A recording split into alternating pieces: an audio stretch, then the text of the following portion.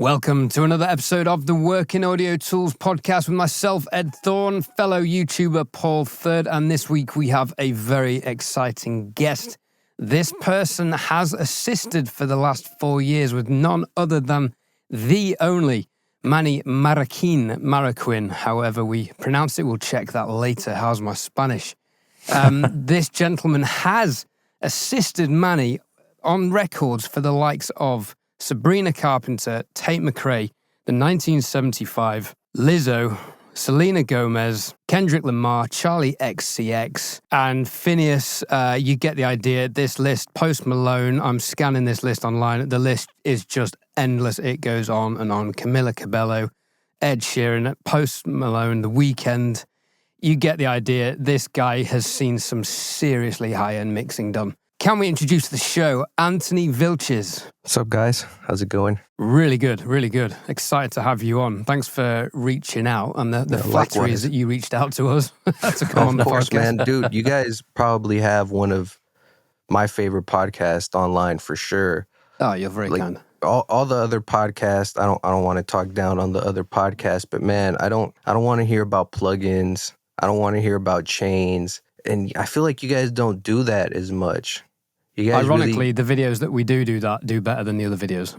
Yeah, because it's all clickbait. You know, everyone wants to hear about the shiny toys. No one wants to hear about the philosophy of mixing. The journey. Yeah, exactly. It's all about the journey. It's all about the journey.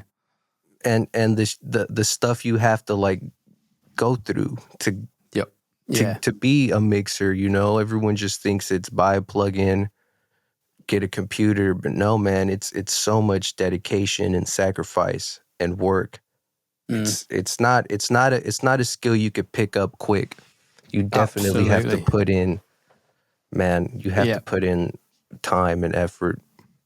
So tell everyone how you got into music and mixing and production, and you write as well, don't you? No, I'm mainly just mixing. All I do now is purely mix. I've shifted in the last 4 years since I started on Manny's team to just focusing 100% on stereo mixing. I started with music around 2012, 2013, wanting to be a producer, you know, getting on FL Studio, trying to make hip hop beats, because that's what I think my main genre is, even though I feel like I make pop music better than mostly everything. But hip hop is my genre. That's what I grew up listening to. So yeah, that's how I started. I started making beats, FL Studio. They sounded like shit. I sucked. I did not like them. And they always sounded weird to me. Like I would make a beat, I would go on YouTube, see these guys, like these beat tutorials, try to make one, but it would never sound right, man. I would be like, why doesn't this sound like fucking To Pimp a Butterfly, or why doesn't this sound like Good Kid, Mad City, or anything that any of these top guys are doing? So I Googled it, because I'm literally in my bedroom straight out of high school, like, why does my music sound like shit? The first thing that comes up is mixing and mastering. So I'm like, okay, let me go check this out. I look up some videos and I try it out on my beats, and I'm like, holy shit, this is so much more fun. Like, I just enjoyed it more, how I could turn this pretty shitty beat. It's still shitty, but it sounds so much better now, because things are balanced. Everything has its own place. Like, it got a groove now. Man, and that's what really changed me and steered my direction towards engineering. I also have a friend who's an A&R manager. Shout out Gary Biddy. He's the one who put me on engineering, because he was like, hey, man, everyone wants to be a producer. No one wants to be an engineer. That's like, and I'm talking 2013. This is still before like the whole big mix by boom where like 100 people were named mix by and want to mix. It was still a very close circle. Not a lot of people knew about mixing. I think the only YouTube channel around was Pensado's place. He told me about getting into engineering, and I kind of just focused on that. I got a job, saved up money to go to school. Eventually in 2016, I moved to LA from Oakland, the Bay Area. And I moved to LA to go to school. And I got a a recording arts degree from the LA Recording School. I Cool. did that for a couple years and kind of went back home. See, that's a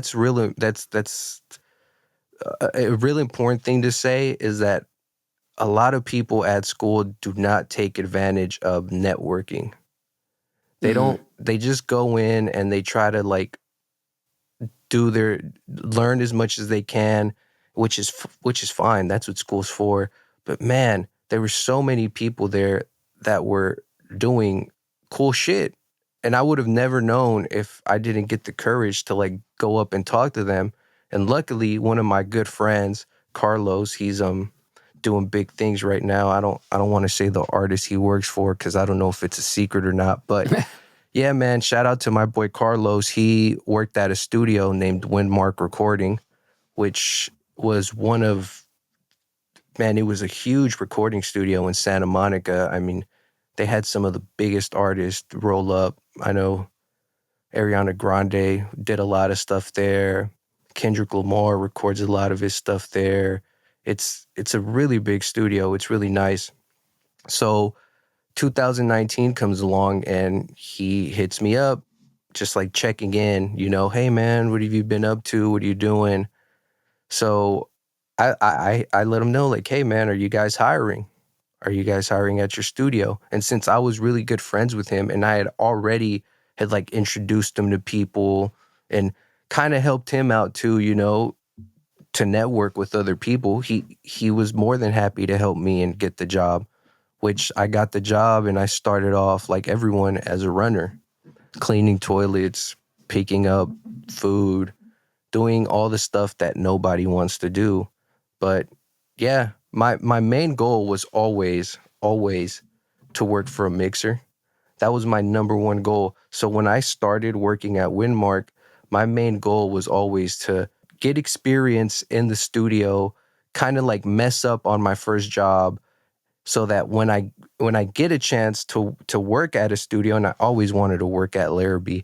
That was like my dream since like going to school. When I was like searching like mixers and studios, like Larrabee Studios is like the mecca of mixing. I mean, you guys probably already know all the mixers that have worked at Larrabee, from Manny, Jason, Dave Pensato, and like shit, so many more. It's a legendary studio. And yeah, man, that's kind of what happened. I worked at Windmark for a year, met some people. Luckily, I had a couple good friends from Windmark that had friends at Larrabee. So I kind of told them like, hey man, look, I've always wanted to work at Larrabee. Can you make the connection? So they did. And man, I'm gonna give out a lot of shout outs. I'm sorry, because that's the industry though. You can't make it in this industry without connections and without We've been networking. told that many times You from can't, our mentors. it's impossible, or unless you get like a lucky break. But you cannot. It's so hard. It's so hard to maneuver in this industry without networking and connections.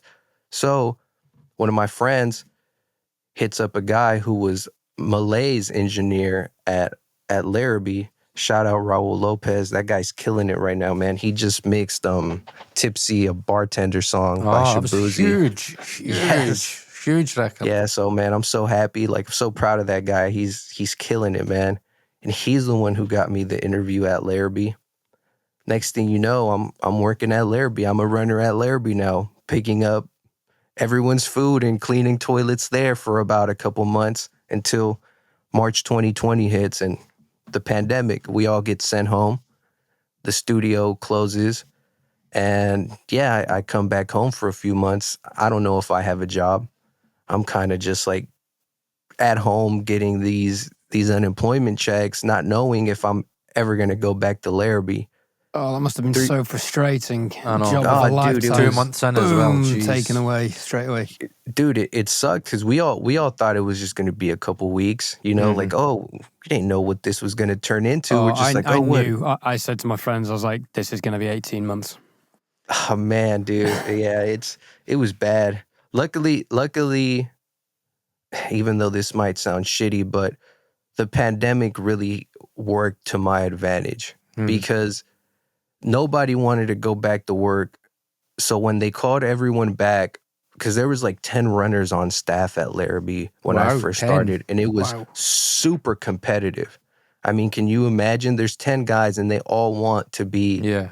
Manny's assistant or get a chance to assist on the tracking sessions at Larrabee. And there's only, I mean, you only get a shot like once every 2 to 3 years maybe to be Manny's assistant. And there's 10 guys. So everyone is throwing everyone. That's why, man, I never got involved in that shit. I just put my head down and worked hard. And everyone else is just like trying to throw each other under the bus. Like, oh man, you Really? didn't lock up the studio this night, so I'm gonna go tell the studio manager you didn't. Dude, it's cutthroat, man. It's cutthroat. Everyone wants the position. So of course it's human nature, right? You do what you gotta do. Yeah, man. So luckily they started calling us back. No one, I don't know why, no one really wanted to go back. I think everyone got really comfortable of getting those checks in the mail and just not working. So what ended up happening was I go back to Larrabee and it's only me and someone else running. It's 2 runners now. We went from 10 runners to 2. So now we're working every day, nonstop, like 12 to 14 hours a day, just running, cleaning up, picking stuff up. Man, it was a lot of work. Luckily for me, Manny's team had an opening and I worked hard enough to where they thought I should be on the team. And that was October of 2020. And that's how I got on Manny's team. Just running and cleaning toilets, man. Doing a good job. Keeping my mouth shut. No, what's crazy is that the amount of times we've done interviews on this, and we've always said that, yeah, like those days of the runners are gone, but they really aren't in the industry.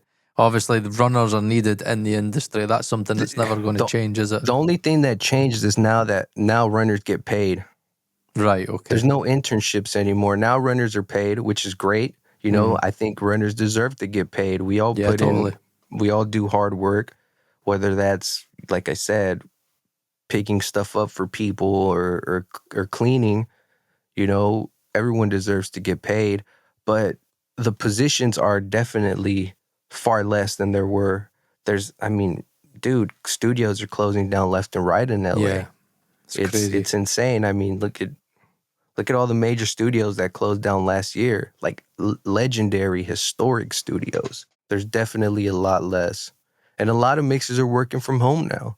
Really, the only mixer that I know of that kind of still like hires assistants through a studio system is Manny, because he has that luxury. He owns Larrabee, so he pretty much has an ecosystem of guys coming in wanting to be engineers. But say, for example, like, I don't know, Serban, who works from home, like, where's he gonna find an assistant? Someone's just gonna reach out to him, or like maybe his Fiverr.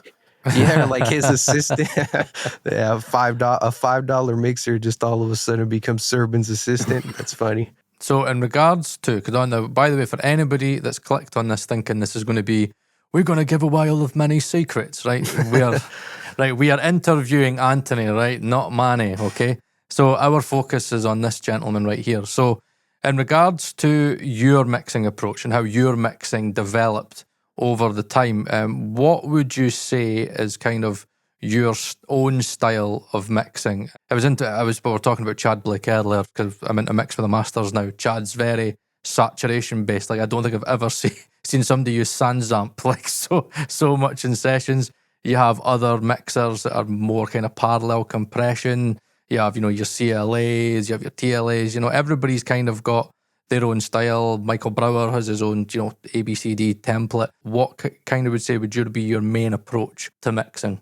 It's a great question, by the way, because I honestly think that is one of the hardest things when it comes to the actual art of mixing is finding your own identity and stamp. Pretty much your own signature, your own taste to music. And that's really fucking hard to find. It takes years, man. It takes years of trial and error. I'm gonna be honest, I got lucky. I got to listen to Manny's mixes for 4 years every single day.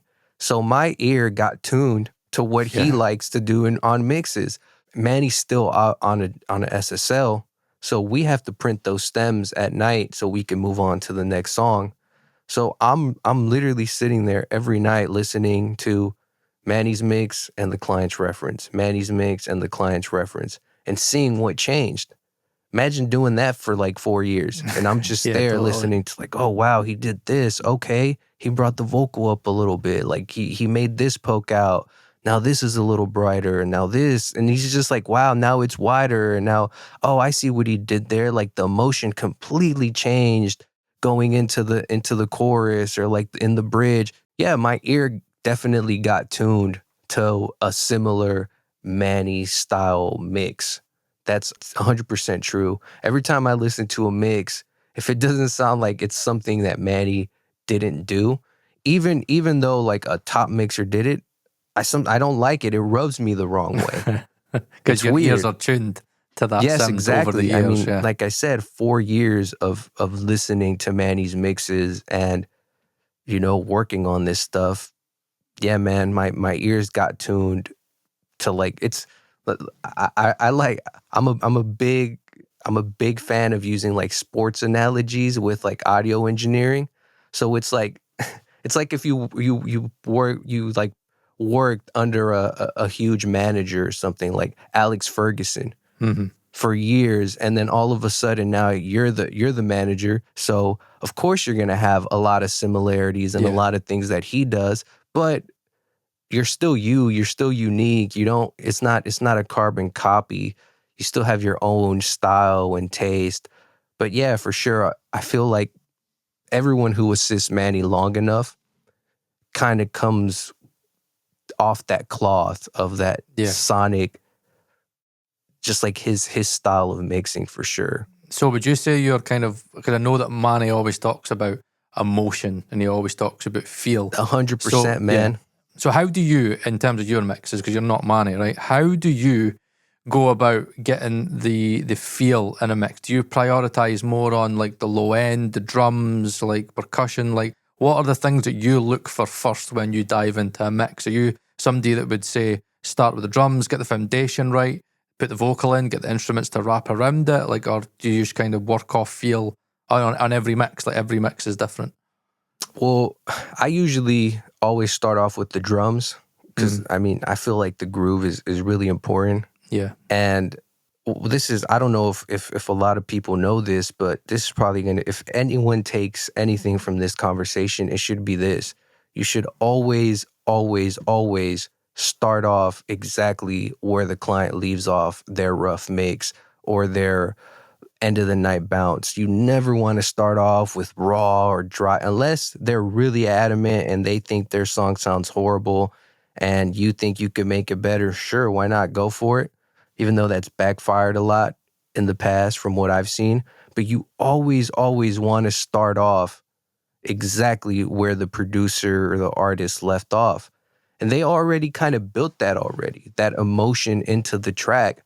So all you really want to do is bring it out more, enhance it. I think that's captured it really well, though. That's Yeah. a good concept. We've not had it explained that way. I think what's quite interesting for me is that, you know, I've been on a journey with this fucking that multi-track that we did last week. Jesus, like for anybody watching, I'm still fucking, I can't leave it alone because me being me, I'm like, I know there were certain things that I could have done better and it was like a puzzle piece and I did what you should never ever do. Everybody tells me not to do this. But I think Ed will vouch for me that I did get it. I've now got it in a good place where I think the translation's really good and I've learned certain things. But I think one thing that I've always noticed with, say, like Manny mixes, you know, really top mixes, Spike, Serban, is that when it comes to especially drums in the low end, it's so vital that you get the groove right. Like when we were doing this multi-track, Ed said to me something very, very vital and it clicked. And he said, yeah, though the samples you use, Paul, yeah, they're not in key with the song. It's not really following the root note. I was like, all right, okay. All I did was pitch the drums, put in a new sample in, and then see just getting the right kick and the right snare.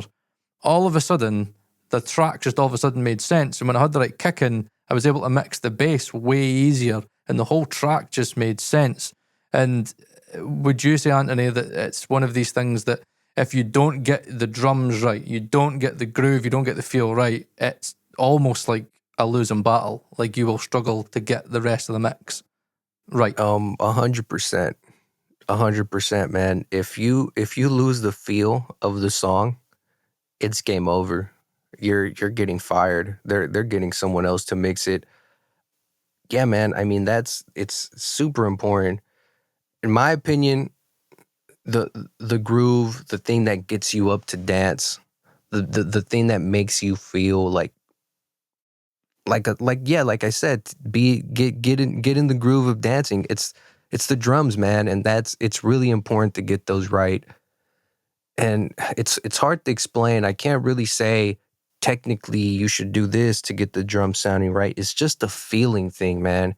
You just gotta like sit there and fuck with levels and do what you gotta do until it feels right.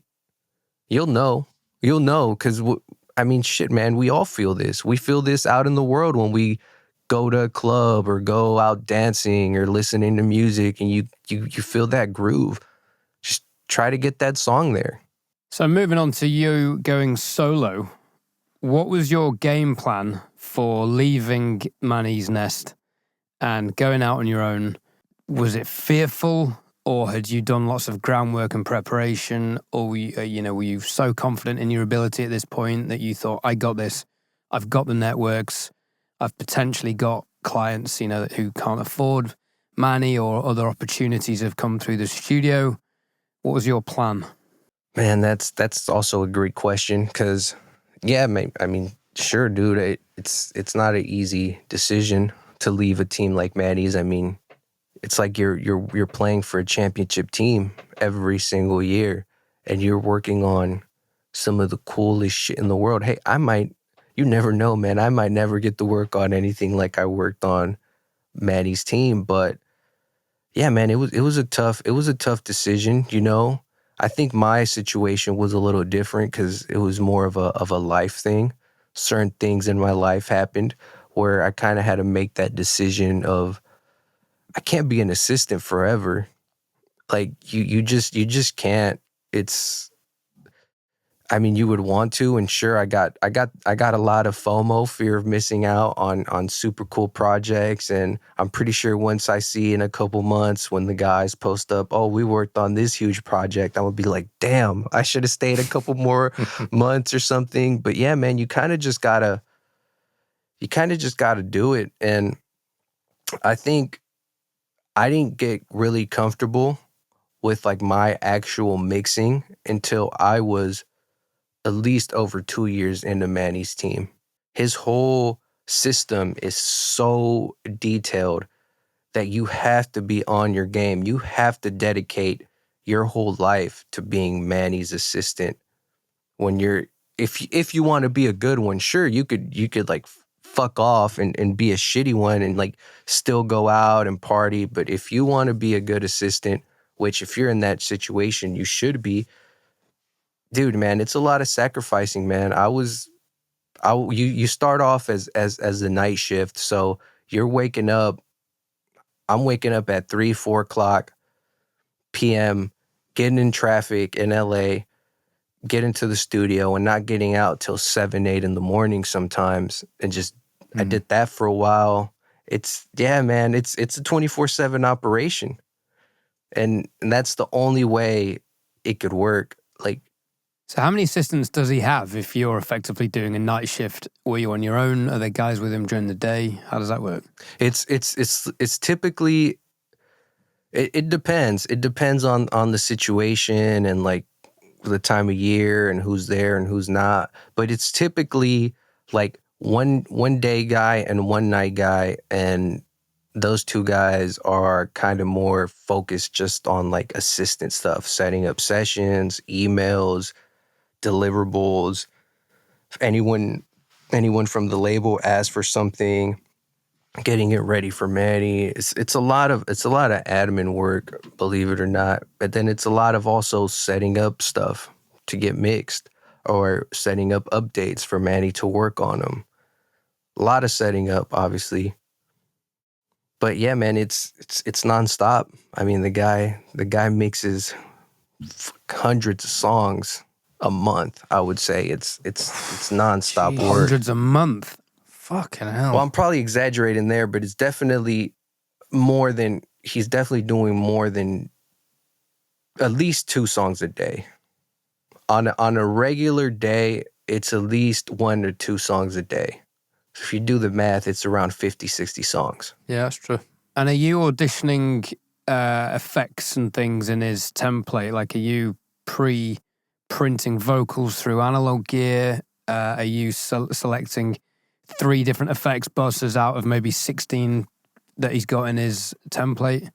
No, man. What it really is just getting it ready, like making sure everything is there, like it checks out exactly to the reference, and getting it ready and prepped for him to put it on the desk.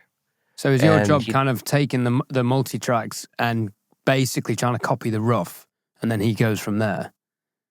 So hopefully and ideally, the session already sounds like the rough, so we don't have to do that. But sometimes, you kind of got to roll up your sleeves and get it sounding like the rough for sure. That happens a lot. But yeah, man, like I said, mainly we're setting it up so that we could put it on the desk for him. And that could get really convoluted depending on the session, which I could be here for days talking about how crazy it can get. But yeah, it's a process. And once it's up on the desk, that's kind of his template. He doesn't really like have a crazy template with effects and all that, man. He's on that board and he plays that board like an instrument, dude. It's insane. I mean, the guy's a legend. That stuff like that only comes with dedication and experience. So it's more he's getting sessions from the client and he's working from that, rather than he's getting the files and the assistants are importing those files into his session, which I get the impression is how Jason works. Yeah, we pretty much turn their sessions into a mix session. We color code them how he likes it. Yeah. We organize it how he likes it. But we're mainly working from their sessions, or we import the stems and we kind of like color code them and just put them out the desk. What I've always found quite interesting is when I know a lot of top industry mixers that talk about the feedback notes and, how many clients can be stuck in the whole demoitis phase. Jason Joshua talked about it when we were at Abbey Road. How many times is the first pass accepted? Is that something that's quite rare? Or could feedback notes be quite extensive and, you've got to work really, really hard to kind of manage the client? I remember Tim Palmer talked about it, Joe Carroll talked about it as well, about, client management and how it's a lot of it is psychology. So what kind 100%. Of how much kind of, what have you kind of picked up in regards to, obviously if you've worked around, Manny and again, dealing with big artists, big A&Rs, big expectations. Obviously you moving forward on your own, like what learnings have you taken in regards to the psychology and kind of client management? Man, dude, it's a service industry. Like I was saying, I'm not working for myself. I'm working for the artist and what they want, or the producer and what they want. If they send 100 notes, man, it's your job to do 100 of those notes. And you kind of just got to get it right up until, I've never seen this happen before, but if it gets too bad and you just want to lose out on a client, you could just cut them off, I guess. But dude, this is a service-based industry. It's your job. If you have to go do a bunch of tedious notes to get the mix right, then that's your job. You have to do it. The customer's always right.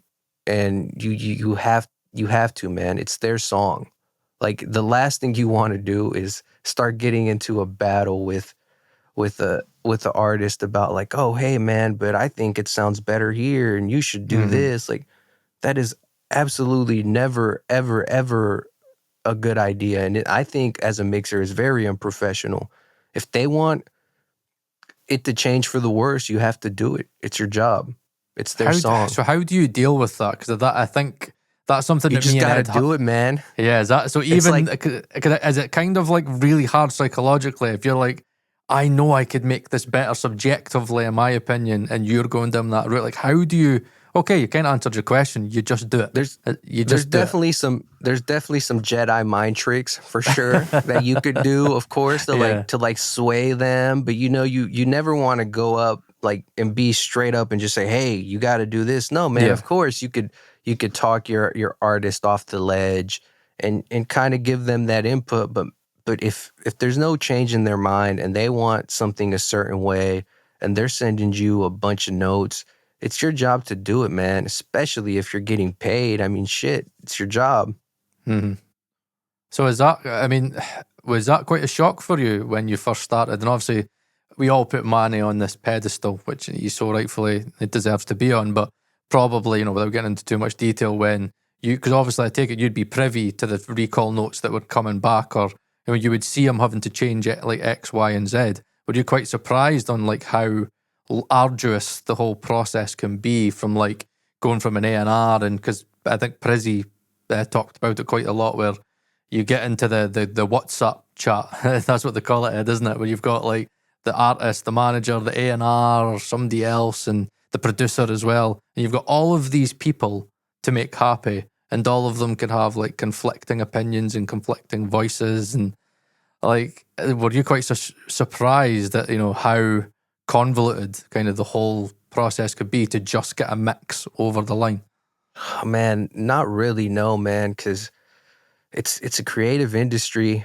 A lot of these artists are so attached to their craft and their art that, of course, man, you're handing off your music to someone else to make sonic decisions and change the feel and the emotion of the song. So yeah, I get it, man. I 100% get it, and it just comes with the territory, Like you should expect it. It's to come back to your question before. It's rare when you get that mix point one. It's like, holy shit! Like sometimes, usually when a mix point one does get approved, you don't hear about it. They just like fuck off, and then it's just like, man, did we lose the mix? Oh no, the mix came out, so they must have liked the first pass or something. Or they come back months later, like, hey, can we get the full res file for mastering? And then we're just like, oh wow, mix point one got approved. That's fucking perfect. But that's very, very rare, man. Especially with like really hands-on artists, dude. It is very rare. What are the timescales normally? Man, sometimes a song literally gets flipped around and turned in and uploaded to streaming within hours. Or a song could get worked on and they don't come back till 2 years later with the reproduced song. And now you got to remix it or figure out what changed. And that's I guess that's the blessing of having assistants. We got to crack open the sessions and do a compare and contrast of every single audio track. Because at this point we're on stems printed off the desk, so we can't really see what changed. If they send us a new multi-track session, we have to compare with the old multi-track session and see if it's the same file, see what changed. Every single audio track, every single lane of automation, every single piece of clip gain, plug in, everything. We're going through it. We determine whether it's a new mix, whether we could like make a hybrid Frankenstein with like half new parts, half stems that we used before, or if it's just, a complete fucking recall where we just gotta like recall the whole desk and reprint the song. Oof, Jesus, Ed. But now you can see why they need assistants, eh? Oh, dude, it's crazy work, man. But once stuff like that, when you get it done, you get that satisfaction of like, dude, if I did this here, I could do this anywhere. Like that's one thing that I got out of like working on Mr. Morale, the Big Steppers, is it was very hands-on. We were doing a lot of the like sequencing help during like the songs. It has all those like transitions and all that, and things are changing, and it's like an audio, a Pro Tools session with 100 tracks, and they're just like changing every day because they're changing orders, changing sequencing.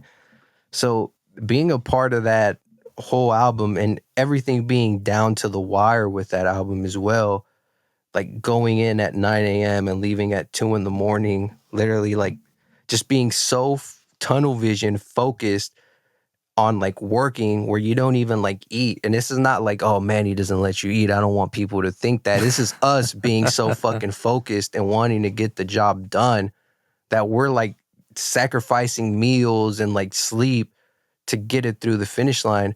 But man, doing stuff like that really just like assured me like I could do this.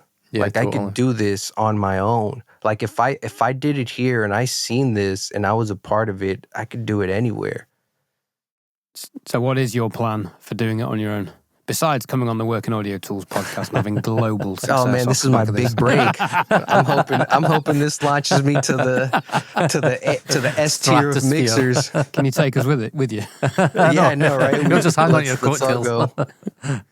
I guess I just want to be the best mixer I can, you know, and take everything that I learned from Manny and try to apply it. I mean, is there ever a situation where you could go to someone like Manny and say, hey man, you know, could you hook me up with your manager or your agent? And, you know, if there's things that clients that can't afford you, maybe I can do them for you and get your approval and kind of work as a shadow mixer almost? At least me, I would never do that. But Manny is such a cool guy that he would be open to have a conversation like that. I personally wouldn't do that. I don't know. Maybe you could say it's an ego thing. But yeah, man, I already have a management team. I already have things in motion. So I kind of don't really need to do that. And I guess another thing is like, man, yeah, I've been Manny's assistant for 4 years, but I also kind of want to like branch out, kind of like do my own thing and not. And sure, that's always going to be like, oh, he's Manny's assistant. That's going to be my claim to fame, I guess you could say. But I don't know, man. I want to be my own mixer, you know? And yeah, I don't know. I don't think I would do that. And I'm in the situation right now where luckily I have a really good management team, and yeah, I don't really need to do that. And that's kind of why networking is so important. Mm-hmm. So what is the social marketing plan then? Because I think where you've got a benefit is that we are in the modern world. So we talk about social media all the time. Is for a mixer like you that's got the credits, the experience behind you, the network that you've got, how important is utilizing social media? It's extremely important, man. Branding is half the battle, or most of the battle, in my opinion. I mean, there's so many guys out there because they have great branding. They're mixers, and you know, good for them. But it's super necessary and super important. And yeah, it's a part of what me and my team are doing. We're definitely trying to get that ball rolling with marketing and PR and yeah, it's social media. Definitely, dude. It's super important. Super important. It's probably just as important as being a good mixer. Honestly. Marketing honestly, yourself, dude. totally. If you don't have an in-house mastering engineer like we're fortunate enough to have with Marcel at Actu Make with the Working Audio Tools, DistroKid have you covered. For just $99 a year, you can buy unlimited mastering for all of your tracks in tandem with unlimited releases via DistroKid. Mixair from DistroKid uses AI technology to measure the EQ and the dynamics of your track and then present you with numerous options to tweak and customize your master. You can flip between the original and the generic mastered option.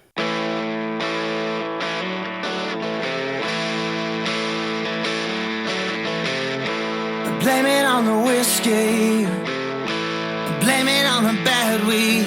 So instantly we can hear that's making the track louder, and it's also slightly flattening the EQ, bringing in a little bit more of the mid-range and of course the top end. We can adjust the intensity, which is how much compression and limiting is being applied to the track. Blame it on the only thing you've ever seen.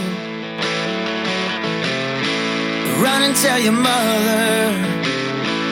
Blame it on your brother. I think somewhere in the middle works for this track.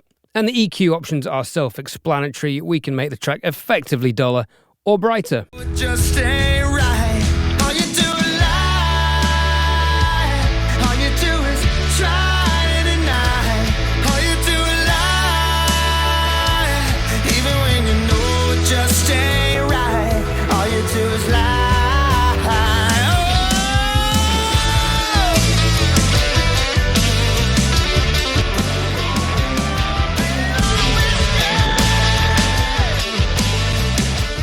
Download your mastered track and release it as easily as you do all of your other unlimited uploads. Get 30% off your DistroKid subscription using the Working Audio Tools VIP link below. I can see behind you, you've not cheaped out on your speakers. Is that Ex Machina I see there? You can see them? Yeah, that's they're Ex Machina Quasar there. MK2s. Oh, fucking Quasar, Quasars. Please don't get me down this rabbit hole, man. Dude, the monitor rabbit hole. I went down a whole journey as well when I was going to leave Manny's team on just figuring out, because I pretty much turned my childhood room into a little small studio here in Oakland. So yeah, I was just figuring out like, man, what monitors do I want that's going to like give me more information in the low end and the top end compared to like these NS10s, kind of sort of like a main type monitor, just something that would give me more information, more frequency information. So I was doing my research, man. I was really leaning towards the PMC 6.2s. Which is what I would love. I would love to get a pair of PMC 6s. I'd love to get them. I mean, they're fucking great. Once you get towards that, like past the $10,000 mark, I mean, dude, they're all great. It's just a matter of taste at that point and what you're looking for. But yeah, man, the three that it really came down to, which is no surprise, the top two, ATC 45s and PMC 6.2s. Man, I'm not a big, I don't want to shit on brands, but I wasn't a big fan of the Barefoots. I never really liked them. Ed, you didn't go on well with them either, did you? Can't stand them. Dude, there's something about them. I just can't get into them. I listened to the Amphion 25As, I think, the new ones they got. I forget the name, but I really wasn't a big fan of those either, man. And yeah, I was really leaning towards the PMC 6.2s until I heard the Ex Machinas. How could I say it? They just sounded more like the mixes. Right. Okay. So when I tried out the PMCs, they sounded great. But when I listened to all the reference mixes that I had on the Ex Machinas, they sounded like the mix. And they have more low end, in my opinion. I think the low end extends far out more than like the PMC 6.2s. Yeah. And another thing that I really like about them is, dude, you could turn them down really, really quietly and you could still hear that low end and get very, very detailed work done. I think they sound great, man. I'm still, don't get me wrong, I'm still like 80 to 90% on the NS10s. Really? But, wow. Yes. Like these things, I'm never going to shake them. I'm going to be using NS10s for the rest of my life. And is that because of that mid-range thing that obviously you've learned? Because I know that Manny was using them for so long. Yeah. Listening to them for the past 4 years, every single day, knowing what a good mix sounds like out of them. I can't shake them. Mm-hmm. I like getting good mixes out of them, put it that way. When you can get a mix sounding great off these NS10s, dude, it sounds great anywhere. So I've always found it interesting with the NS10s because I know people that like me, I really, really struggle with them.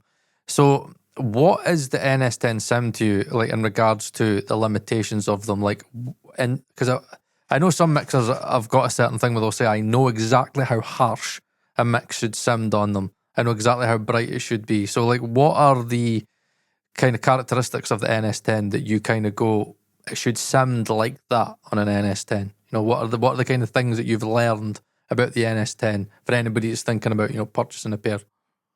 I think the mid-range, that forwardness, just knowing like the right amount. It's crazy with the NS10. It's like you're walking a fine line with them. Yeah, totally. It's That's like what's hard for me. You know exactly where to get it to, and once you get it to that point, it's right. But yeah, man, the mid-range I think definitely is what I get most out of them.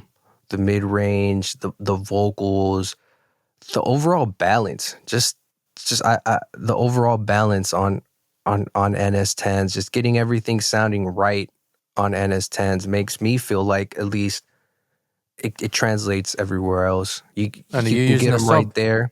I'm using a sub with them. No. So that's pretty much when I want to like focus on low end or like really start playing it.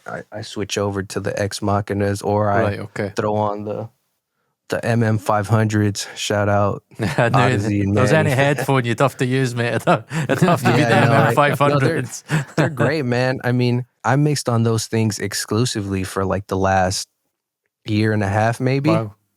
So, I mean, they're great. I love them. Me personally, I get fatigued with headphones quite fast, so I can't really use them as much. But yeah, man, they're amazing, dude. I love those headphones. And are you using any room correction like Trinov, like Arc 4, Sonarworks, or anything like that? No, I'm not using any room correction, but I am getting one of, because this room is fairly new. I probably just finished building this room like last month. So I'm getting a legendary room tuner. His name is Bob Hodis. He's based out of the Bay Area, and he's worked on the craziest shit in the world. I mean, you could just look him up, bobhodis.com, and you could see all the clients. He used to tune the rooms at Larrabee, so many studios. So he's going to come in and he's going to shoot the room, and we're going to get the speaker placements and move around some panels and do all that. That's pretty much going to be my room correction software. Well, Ed's probably better getting at that than trying to fuck about with Trinov and fucking all the rest of it. Eh? Well, You can get Trinov it and done. room correction, they're all sticking plasters, aren't they? Ultimately, if your room's a bag Correct. of shit, your speaker system's a bag of shit with a good sounding or better Yeah, sounding man, plaster on it. I mean, we're all limited to the room that we're in. and speakers only sound as good as the room. You can have X Machinas. I've heard them sound average. I've heard them sound spectacular. It's all down to the room. Put it this way, I can't really say how good they sound in this room until he comes over and tunes it. But I mean, hey, they're working for me so far. I don't know, but I'm definitely relying on what I know, like NS10s and these headphones. I don't finish a mix without listening to it on these headphones, because I've been working on them for like the last year and a half. So I know those headphones. That's like my final stage. And Maybe once the room gets tuned, I'm a be on the Ex Machinas like more than 20 to 10% of the time.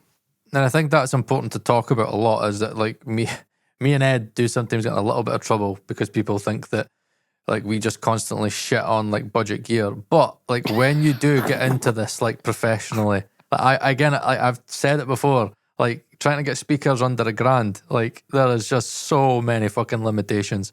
Like I really struggle to mix on fucking anything. And actually, I'd probably say maybe close to $2,000. It's like I could kind of struggle, and it's all about the room and stuff. But to do this professionally, you really, really do have to invest in your ear, your tools. Like it is important. Like Yeah, as much man. as I mean, yeah. I've invested quite a bit, as you could see. I got a fucking Lavery back there, and a couple of other things. A Rupert Neve MBT. This is my baby, though. I The love G-Comp. this thing. This is probably my favorite piece of gear in this room. This SSL. What is this? The XR626 X-Rack version. This is like based off the SSL 9K, which is the console that Manny's on. And in my opinion, it sounds just like it. The glue that this compressor gives you is like nothing else. And you I just love tapping man. it, or are you pushing into it? Maybe because I've seen some guys will maybe do 2 to 4 dB. Some guys will maybe just tap it. What do you know? Oh man, it all depends. It all depends, because this thing, I mean, this could really help out your groove, or it could really fuck it up. Yeah. So it just depends, man. But I never go, at least me, I never go past 4 dB gain reduction, and usually it's hitting around 1-2 dB. I think that's like the sweet spot, 1 to 2 dB. I mean, it's on the slowest attack, fastest release setting. Classic. Yep. Yeah, Classic. yeah, it's the classic. That's you want to maintain the punch in your mixes. That's like the classic, the 30 attack. What is it? 1 release on 4-to-1 ratio. I've seen TLA do that and hammer 4 to 8 dB. It never went below 4 dBs of reduction. That is Crazy, yeah. insane. That is insane, man. I mean, if you want it in your face, sure, but I don't know, man. I feel like that's gonna kill your groove at a point, you know? It is, yeah. I mean, he is one of the few people on the planet who can mix into positive LUFS levels. So, maybe that's the key. Jesus. And in regards crazy. to headroom, right? So obviously headroom's a very important thing, something that you're obviously, you're in the same world, in the industry world. So obviously LUFS, loudness, is a really, really important factor. How do you? What are your techniques for getting loudness? Again, if you got to hit -6, got to hit -6. I mean, are you doing stages of clipping? What is your kind of technique to get that loudness for clients? Yeah, I mean, it was like a huge secret before, but now everyone knows about it. Obviously, like clipping before you hit your limiters helps out a lot. Obviously, the bus compressor helps out getting some of those peaks down as well before it hits the limiters. But yeah, man, when it comes to loudness, another thing, super important, super important. You never, ever, ever want to send a mix quieter than the rough mix. Yeah, I've heard If that. a client sends you a reference at -6 LUFS, you better send that shit at -6 LUFS or at -5.5 LUFS. Or if not, you're going to fucking lose and they're not going to pick your mix. You always want to be louder than the reference. You're beating the reference. You got to beat it. Could you imagine? You send me a -8 LUF reference and I mix it to -14 because I read on Reddit that's what Spotify puts it on, or some stupid shit like that. Yeah. And then they listen to it and they go, dude, this shit is like, and then they're going back and forth and they're listening to a loud ass fucking rough. And then they go back to your mix and it's -14 LUFs. You're getting fired. Mm-hmm. And how much does the mastering process come into it where, I mean, when we talk to one of our good friends and mentors, MSM, he's always talking about a transfer. He's always like, I always want my mix to be a transfer where hopefully like he'll send it to Joe Laporta and he'll be like, yeah, this is great, man. Yeah, just fucking like send it off, like add a bit of loudness, So, what's your thoughts on that? So my philosophy when it comes to that is I try to mix a song to where the mastering engineer has to do 0.00001% of the work. Yeah. I mix through limiters. Yep. And always said that. Those always limiters are my sound. And I have very print specific, with them on.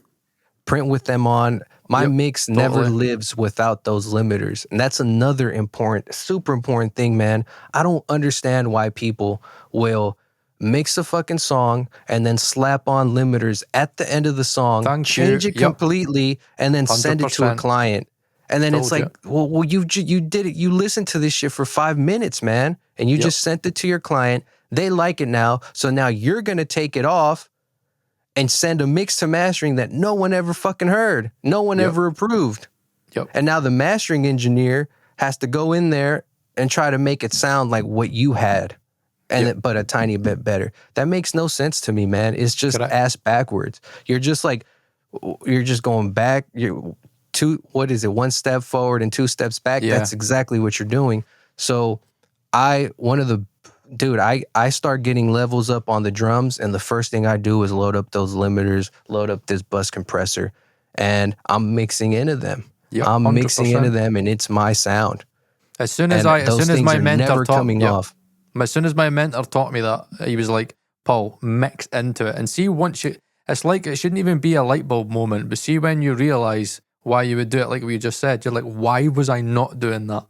And then you just, dude, it's it game changer. Me. Yeah. It's game changer. And not a lot of people know that. I don't know where this mindset came from, where like you have to be at a certain level and you have to take your limiters off. It's like somebody at school got taught this 10 years ago and now everyone ran with it. But I don't know, man. At least from the professional mixers that I know, none of them do that shit. They all mix through limiters and they all send their shit pretty much as loud as possible, clip to shit. And the mastering engineer doesn't do anything about it. They just master it and it's done. Because no one's going to tell Manny, hey, bro, take your limiters off your mix. No one's going to tell Serban, hey, Serban, take your limiters off your mix. They might tell me that shit.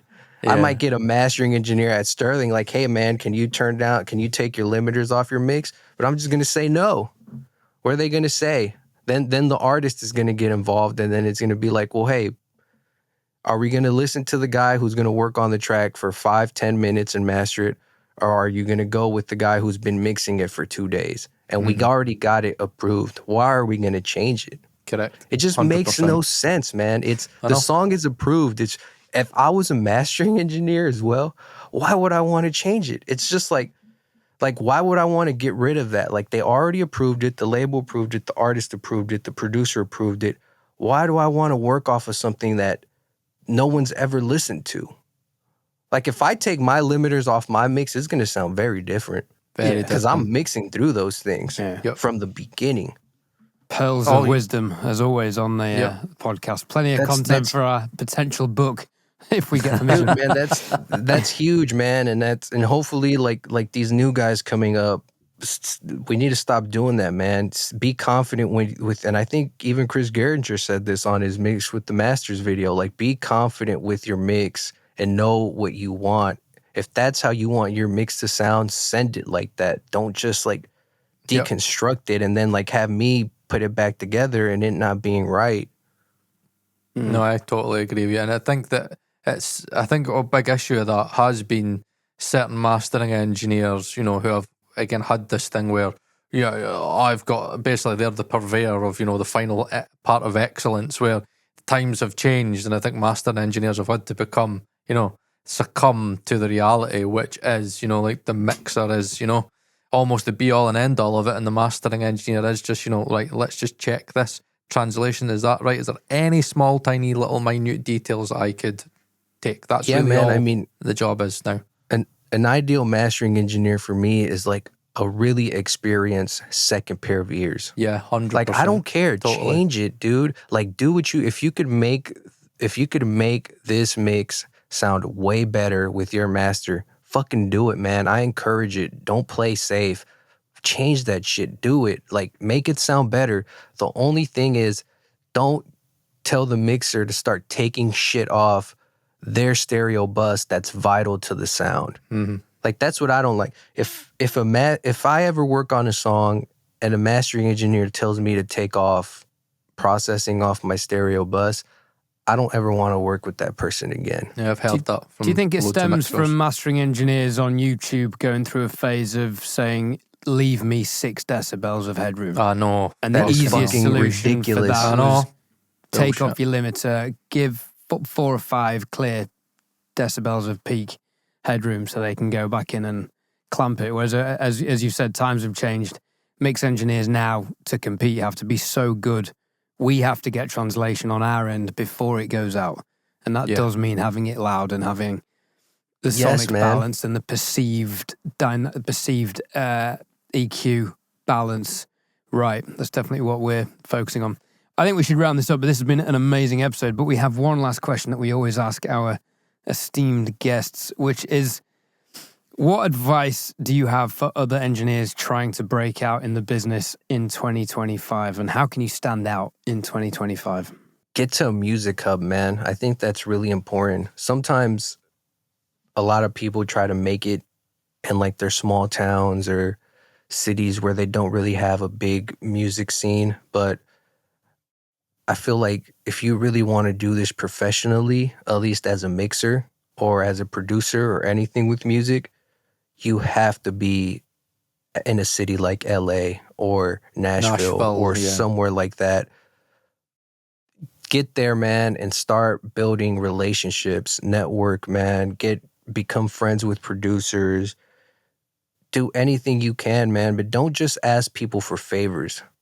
You always want to bring value in a situation before you start asking for favors. At least that's how I see it. I mean, I get so many people in my DMs asking me like, hey man, can you give this artist this beat for me? Can you give this artist this beat for me? Which I can't. So stop sending me DMs saying that shit. I cannot get anybody beats, but why would I do that? Like, why would I go out of my way to tell some artist, which is ridiculous, to get on your beats? Wouldn't it be much easier to go, hey man, I got a few songs that I need you to mix. I'll pay you for it. I'll be a regular client. We can build a relationship. And then once we have that relationship, maybe I can start asking you, hey, the artist you work with, can you start sending them beats. I would be more happy to do that for someone that I've worked with and built a relationship with than just fucking cold calling people and asking them to give them like your beats or, hey, mix this song for me, bro, or like can I mix your music? I don't know, man. You got to bring something to the table. And Relationship sometimes first. Always relationship first. Yeah, exactly, man. And sometimes that's tracking an artist. Like you might want to mix his music, but he needs a tracking engineer. Well, guess what? Start tracking him. Track him for a while, and then maybe you'll start getting the mixes. You gotta when it comes to networking, you gotta bring something to the table, man. You can't just ask and take. You gotta reciprocate for sure. So that's my biggest advice, man, is get to a music hub like LA and network and work your ass off, dude. Fucking network. Like make connections, make friends. I don't know how you could do it. I mean, online, go to events, go to parties. I mean, people have done it before. It's not rocket science, but that's really the way to do it, man. Try to get into a studio. Don't talk much. Put your head down and just fucking work and know your shit. Fair enough. And I've got to ask, that Grammy thing behind you, what's that The for? certificate? That is from here. Let me. I can't reach it, but it's for Mr. Morale and the Big Steppers, Best Rap Album, 2022. Nice. That's my favorite, so I keep it up there. Congratulations. It's like that little reminder that, like, man, I can do this. Yeah, that's like I just whenever I'm in a shitty situation or like I just want to like give up, when I get those 100 notes, I look at that and I'm like, man, if I was able to weather that storm, I can do this. Would that have got us through that mix we did last week? 100%. Possibly, or you could have just got it reproduced. Yeah, no, or not done it in the first place. Like, that's what we should have done. We should have went, this is going to be a bollock. It's not even a paying client. Fucking pick someone that's actually good for what I work on. But hey, man, maybe like I was saying before we got rolling, maybe you guys should get a paying client on there, so that way you guys have like a little bit of that fire under your ass and like pressure to like. We've done that before. I'm not tweaking it. We've had a couple of people come on and give them the opportunity to choose a mix, and Paul won one and I got one, and it was kind of. Yeah, dude, I'll also be down in the future to do a mix off with you guys if you want. That's what we need to do, man. If you want to go up for a challenge, damn, or get my ass kicked in front of you, in front of all of YouTube. Be like, man, this guy, who the fuck is he? Yeah, we definitely need to do that, Ed. I'm up for that. That would be sick. Okay, we'll take you up on that. We've had another person suggest that as well, so we'll. Yeah, no, dude. Maybe this could be the next season. Only it's going to be like an episode every 3 months by the time Paul and I get our mixes finished. That's why we need that deadline, man. That artist pressure. Man. No, you're right. Pressure. It makes you. Belief. It makes you think with your gut, which is also really important. Going with your gut and going with that first instinct. Wise words. Right. Wise words. On that bombshell, Anthony, it's been fantastic having you here. Thank you so much for your time. What a bunch of wonderful experiences you have under your belt in your career already. Thank you. Wish you all the best for going solo. Not that we're competition or anything yet, but you know, we'll see at some point. Man, you guys, dude, we're all working. It's all a grind. Great to connect with you. you. There's enough music for everyone to go around. That's for sure.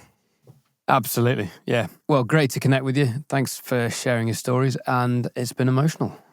Bye-bye. Thank you, man. Thank you for having me. Thanks for listening, everyone. We'll see you on the next one.